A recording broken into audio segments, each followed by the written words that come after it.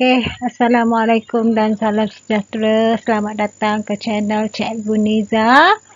Kali ini kita akan mendengar sedikit penerangan tentang bahasa Melayu penulisan karangan bahagian C. Kita mulakan ya. Bagi karangan ni biasanya kita akan jawab pada soalan peperiksaan bahagian C. Bahagian C ya. Di mana terdapat dua soalan yang dikemukakan dan kamu diminta memilih satu saja. Memilih satu saja daripada dua soalan tersebut. Masa yang dicadangkan untuk kamu menjawab soalan bahagian C ni biasanya ialah 35 minit sahaja. 35 minit sahaja dan panjangnya antara 80 hingga 120 patah perkataan. Bentuk-bentuk karangan ini terdiri daripada dua bentuk, iaitu karangan berformat dan juga karangan tidak berformat. Kita teruskan kepada karangan berformat ni. Karangan berformat khususnya ialah karangan yang mempunyai suatu format yang tertentu. Suatu format yang tertentu ataupun kita panggil karangan format yang tetap. Tetap. Yang perlu dipatuhi semasa kita menulis karangan. Antara jenis-jenis karangan tersebut ialah karangan jenis surat kiriman rasmi. Ini antara karangan yang popular lah di dalam peperiksaan. Seterusnya, karangan jenis surat kiriman tidak rasmi, karangan jenis ucapan, syarahan ataupun ceramah. Karangan jenis dialog ataupun wawancara, karangan jenis laporan, karangan jenis catatan dan juga karangan jenis berita. Kalau kita tengok di antara karangan yang disenaraikan ini, jenis-jenis karangan yang disenaraikan ini, karangan jenis surat kiriman rasmi ataupun tidak rasmi ini antara soalan yang paling popular paling popular, dan juga karangan jenis laporan. Laporan sangat popular di dalam peperiksaan. Seterusnya karangan tidak berformat. Karangan tidak berformat ni ialah karangan yang bebas dari segi persembahan dan format penulisannya. Maksudnya ialah karangan ni tidak mempunyai peraturan yang ditetapkan sebagaimana karangan berformat. Antara jenis karangan yang tidak berformat ialah karangan jenis keperihalan, karangan jenis biografi, autobiografi, karangan jenis perbincangan, karangan jenis peribahasa, karangan jenis cereka dan juga karangan jenis fakta. Bagi karangan tidak berformat ni, soalan-soalan yang dikemukakan kebanyakannya meliputi semua. Meliputi semua. Maknanya setiap tahun itu pasti akan keluar salah satu daripada karangan ini dalam peperiksaan. Bagi menjawab soalan karangan ini, kita perlu ada panduan. Kalau kita tak ada panduan, bagaimana kita nak menjawab soalan dengan lebih baik?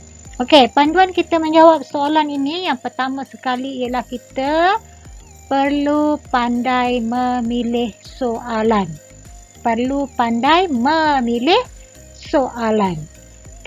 Memilih soalan tu maksudnya bacalah semua soalan yang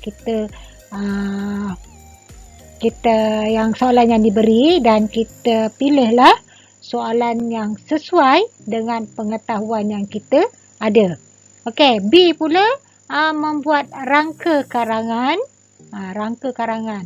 Okey, setiap kali kita nak menulis karangan itu, kita perlu membuat rangka karangan. Okey, seterusnya menulis karangan. Barulah kita dah rangka karangan tu, barulah kita menulis karangan. Apabila selesai kita menulis karangan, kita hendaklah menyemak karangan yang dibina. Okey? Menyemak itu adalah tugas yang terakhir. Menyemak dari pelbagai segi ataupun aspek yang akan cikgu terangkan nanti. Okey. Okey, baik. Kita sambung lagi, iaitu panduan menjawab soalan karangan ni. Sebagaimana cikgu terangkan tadi, kita kena memilih soalan. Memilih soalan.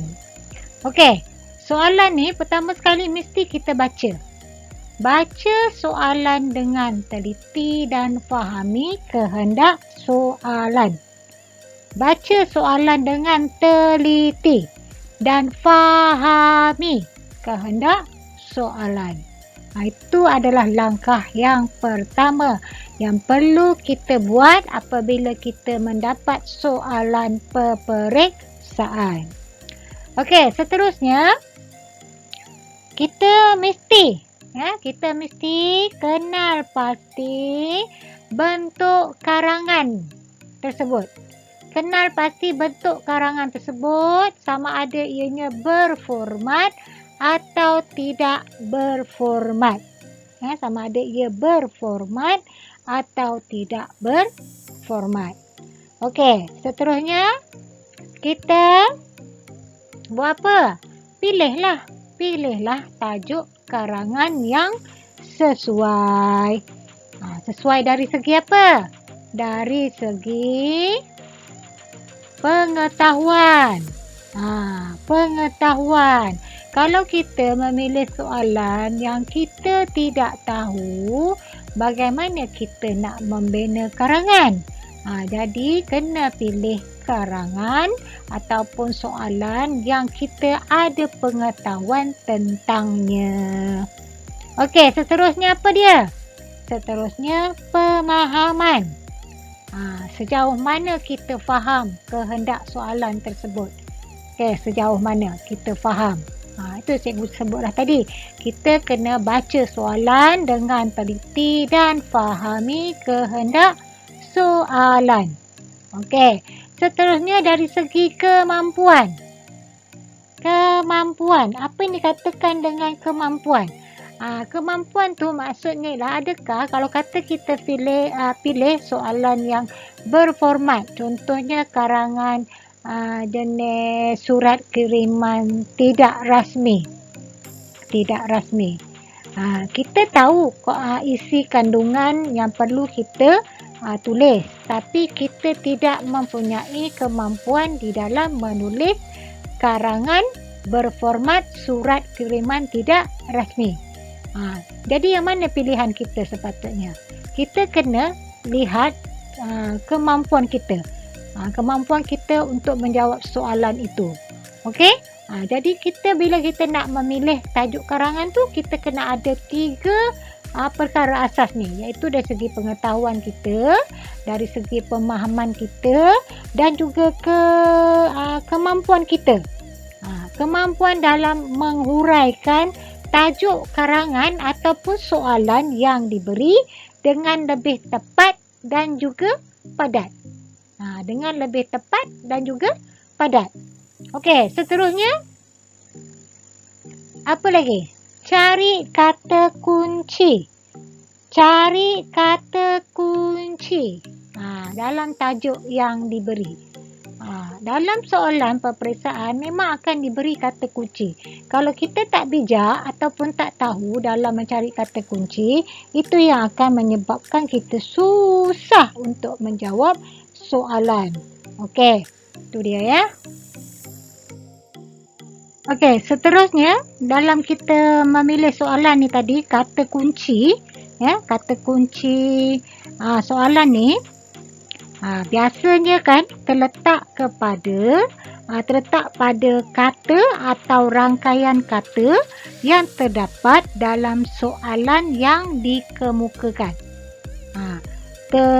Terletak kepada kata atau rangkaian kata yang terdapat dalam soalan yang dikemukakan atau soalan yang diberikan.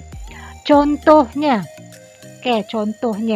nyatakan kebaikan. Ya, nyatakan kebaikan. Jelaskan sebab-sebab. Tulis teks ucapan.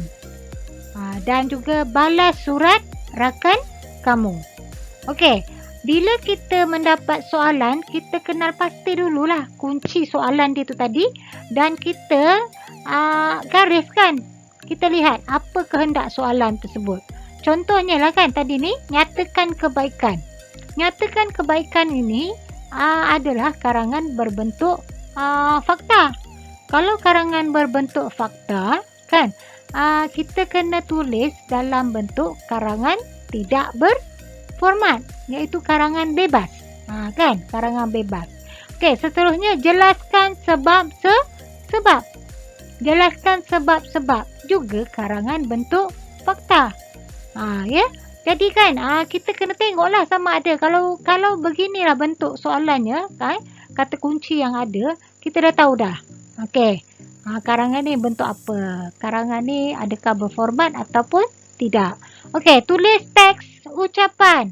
Bila tulis macam ni je, ucapan ni pun dah kita tahu dah. Ianya adalah karangan berformat. Karangan jenis berformat, iaitu karangan jenis ucapan. Jadi, kita tulislah isi kandungan kehendak soalan tu dalam bentuk format ucapan. Seterusnya, balas surat rakan kamu. Balas surat rakan kamu ni maksudnya kamu kena menulis surat kiriman tidak rasmi kepada rakan kamu berdasarkan isi kandungan yang diminta. Itu dinamakan kunci soalan. Okey, seterusnya, bagaimana kita nak kenal pasti jenis karangan yang akan kita tulis berdasarkan kunci soalan dan juga keterangan soalan tadi tu. Iaitu, dia ada dua bahagian. Iaitu bahagian yang pertama, ayat soalan. Adakah soalan itu dikemukakan direct dalam bentuk soalan terus? Dan kedua, ayat penerangan. Diterangkan dulu apa dia ni begitu. Jadi itulah yang kamu buat. Okey.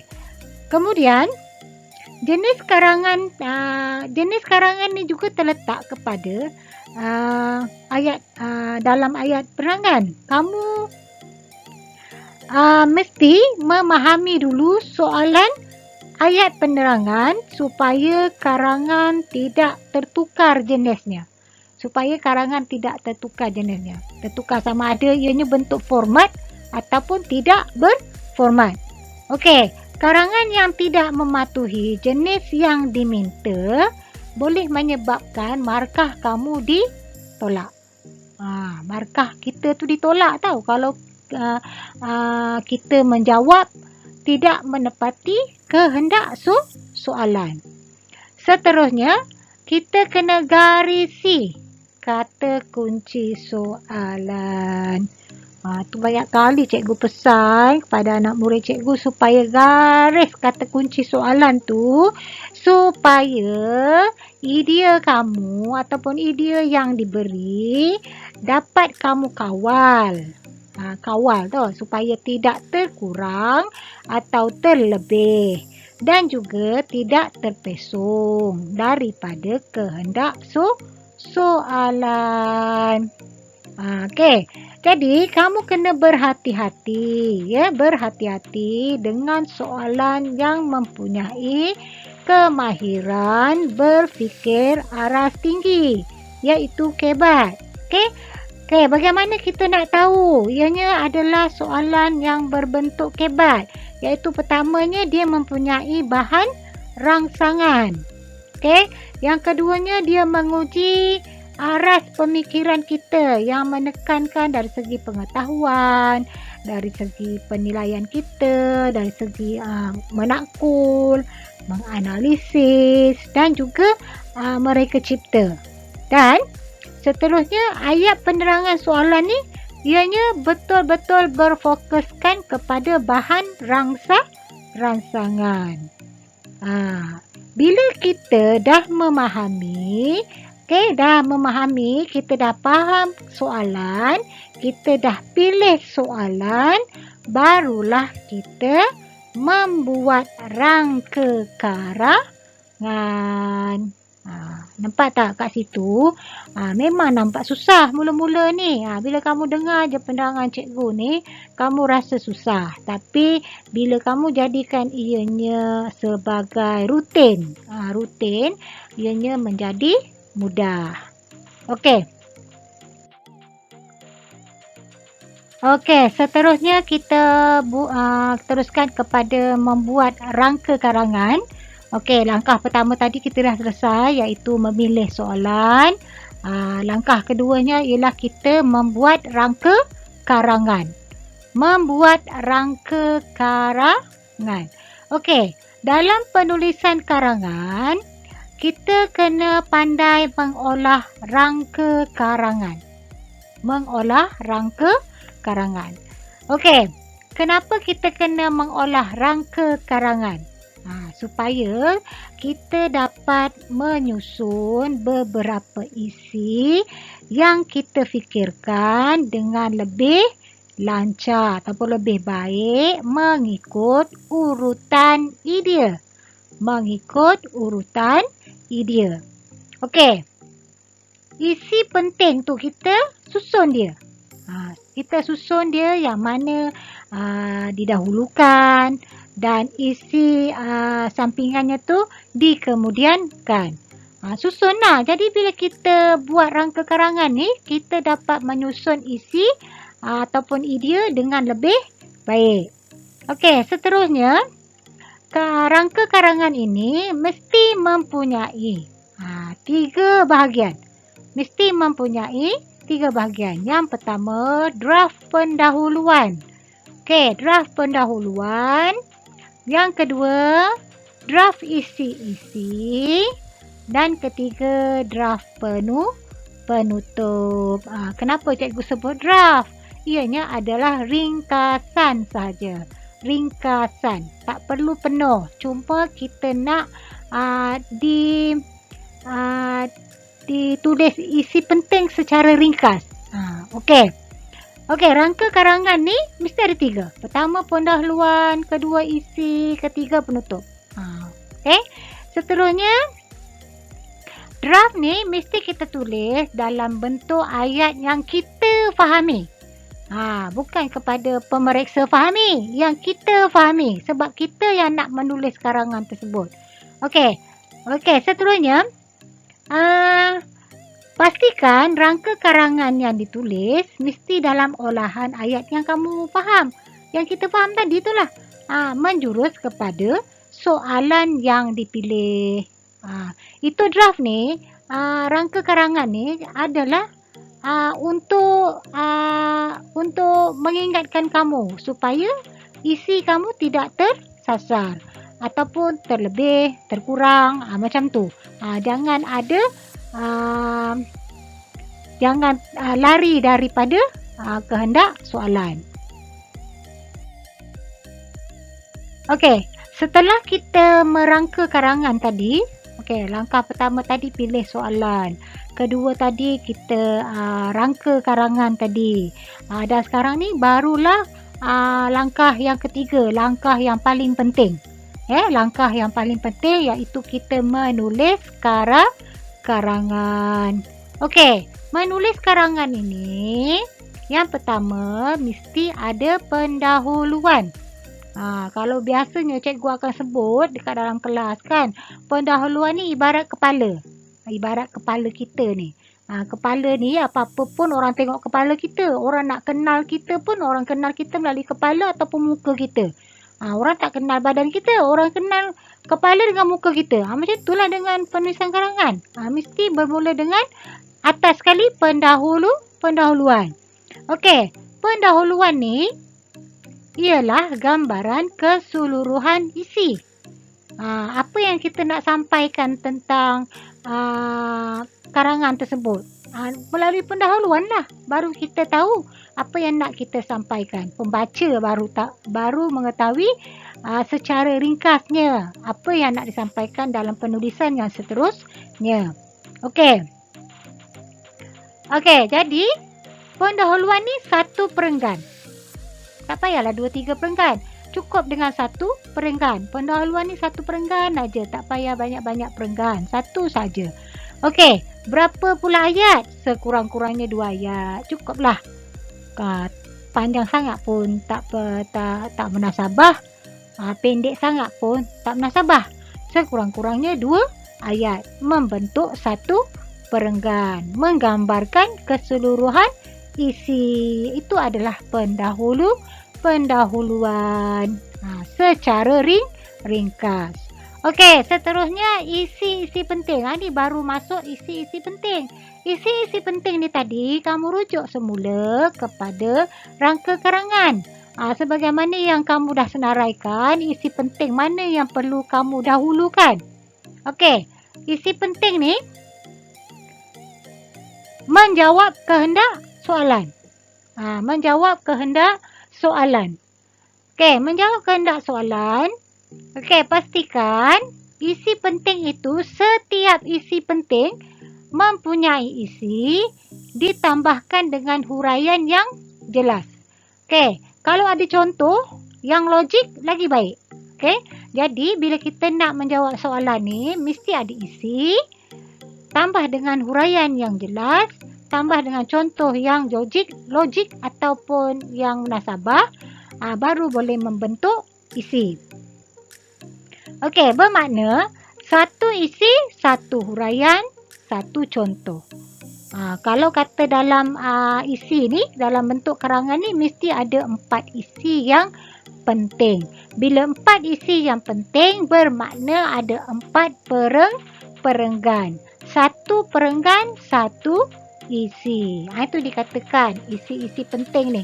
Jadi, penulisan isi penting ini mesti berdasarkan kepada rangka karangan yang dibuat sebelumnya. Okey, kalau kata kita tak buat, maka kita takkan dapat. Okey.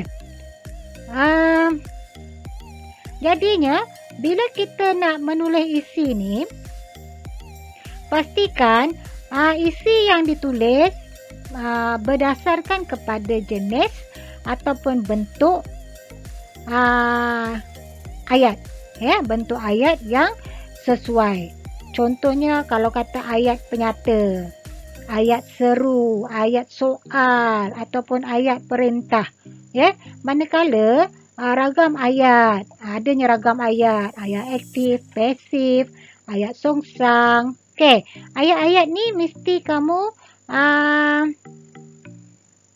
selitkan ataupun tuliskan di dalam penulisan isi-isi penting. Okey, seterusnya dalam penulisan penutup. Pertama tadi kita dah buat, perenggan pertama tadi kita dah buat pendahuluan, perenggan pertama. Perenggan yang kedua, isi yang pertama. Perenggan yang ketiga, isi yang kedua. Perenggan yang keempat, isi yang ketiga. Perenggan yang kelima, isi yang keempat. Dan perenggan yang keenam adalah penutup. Okey, bermakna kita ada 6 perenggan. Okey, penutup ni apa pula? Penutup ialah kesimpulan ataupun rumusan. Okey. Penulisannya itu menceritakan ataupun menulis tentang keseluruhan isi karangan yang ditulis secara ringkas mengikut pemahaman sendiri. Okey, perenggan penutup ni tulis dalam satu perenggan sahaja. Tak perlu banyak-banyak perenggan. Okey, satu perenggan sahaja mencukupi dan mengandungi hanya 2 ayat. Sekurang-kurangnya 2 ayat pun sudah mencukupi. Sama panjang dengan pendahuluan. Okey, tu dia. Okey, jadi apabila kita sudah selesai penulis karangan daripada pendahuluan, isi-isi penting dan juga penutup, perkara penting yang perlu diberi perhatian ialah dalam bentuk tulisan. Tulisan kamu hendaklah terang, jelas, tersusun, kemas. Bila menulis secara kemas, secara tersusun, kan, dia akan memudahkan pemeriksaan dijalankan. Lebih memudahkan pemeriksaan dijalankan. Jadi dah nama pun dalam penulisan karangan. Jadi pembentukan tulisan itu adalah yang utama. Jadi kita kena tulis dengan berhati-hati. Okey. Ini adalah langkah terakhir di dalam kita membina karangan ataupun menjawab soalan karangan. Kita kena mesti, kalau cikgu ni, cikgu akan cakap dengan anak murid cikgu, mesti menyemak karangan. Langkah terakhir, menyemak karangan. Dari segi apa? Yang pertama, semak karangan setelah siap dengan teliti. Dari segi apa? Dari segi isi, dari segi huraiannya, contohnya, adakah ianya mencukupi? Isi tu cukup tak 4? Tak perlu banyak-banyak, 4 sudah cukup. Okey. Seterusnya, semak dari aspek apa? Dari segi apa? Pertama, ejaan. Okey, pastikan ejaan kamu tidak tercicir. Tidak tercicir ataupun salah. Dari segi penggunaan bahasa, dari segi pengimbuhan, adakah imbuhan yang kamu gunakan itu sesuai, kan? Imbuhan awalan ke, akhiran ke, apitan ke, adakah ianya sesuai ditulis di dalam karangan kamu? Adakah struktur ayat kamu tu mudah difahami? Okey? Adakah kamu menulis tu kamu sendiri tak faham? Macam mana kamu menulis ayat kamu sendiri tak faham?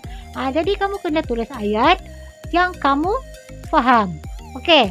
Seterusnya, dari segi tanda baca. Tanda baca ni penting. Tanda baca ni penting. Jangan pandang remeh dengan tanda baca. Awal ayat mesti huruf besar. Dah banyak kali dipesan. Itu adalah perkara asas. Tanda baca, awal ayat huruf besar, nama khas huruf besar. Okey. Kemudian akhir ayat, letaklah tanda noktah. Kalau soalan tu, kalau dalam karangan tu ada ayat tanya, mesti ada kata tanya, mesti ada tanda soalnya. Begitulah yang dikatakan tanda baca. Okey. Pastikan jumlah perkataan mencukupi. Okey, berapa tadi cikgu dah terangkan? Kalau dalam karangan bahagian C ni, jumlah perkataan panjang karangan kamu antara 80 hingga 120 patah perkataan. Sudah mencukupi. Tak perlu nak panjang-panjang sangat. Okey, kalau panjang sangat pun ianya tidak menyumbang kepada markah. Malahan markah kamu akan berlaku penyusutan. Okey. Jadi itu sahaja cikgu boleh terangkan tentang panduan menulis karangan. Okey, diharapkan semua faham. Okey, rasanya setakat itu sahaja untuk hari ini.